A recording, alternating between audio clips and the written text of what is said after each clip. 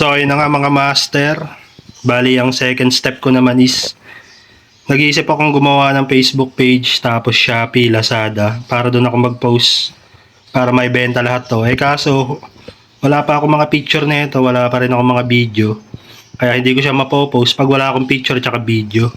Kaya naisip ko unahin ko muna mag-picture at mag-video para pagka nakagawa ko ng Facebook page, diretso post na lang siya. Madali lang naman gawin yun.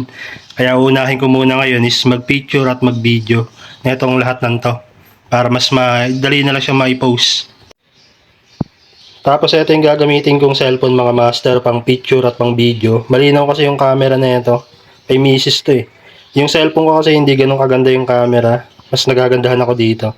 Para mas malinaw yung picture at yung video na gagawin natin. Bali, umakit na din ako dito sa taas mga master. Kung nakikita nyo yung isang box na yan, lahat yan, puro pang motor. Eto muna yung uunahin kong picturean, isa-isahin ko yan lahat. Kaya mas pinili ko dito sa taas mga master kasi kitang-kita nyo naman, napakaliwanag dito, tapos napakalawak pa.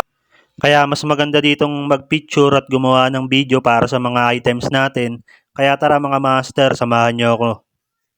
At habang ako nga ay magpo-photoshoot mga master, kwento ko na rin sa inyo kung saan ba nanggaling tong mga items na to. Ako talaga mga master, wala talaga ako negosyo, isa akong empleyado. Yung asawa ko lang yung may negosyo, siya yung nagninegosyo sa amin dalawa. Ako naman yung pumapasok sa trabaho. Bali si Mrs., yung negosyo niya, bumibili siya ng bulto-bultong sako. Tapos yung sako na yon, hindi niya alam yung laman.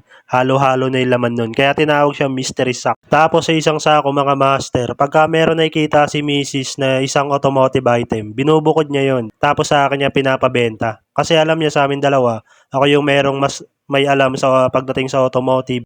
Kaya simula nun ako na yung nag-handle lahat ng automotive items ni Mrs. Para magkaroon na rin ako ng bukod kong negosyo. Pero syempre, tulungan pa rin kami ni Mrs. dahil isang pamilya lang naman kami. Pagkatapos ko mag-photoshoot mga master, ito yung mga napicturan ko. Pero hindi pa tapos to mga master. Ipapakita ko muna sa inyo yung mga nauna kong picturan. Ito siya.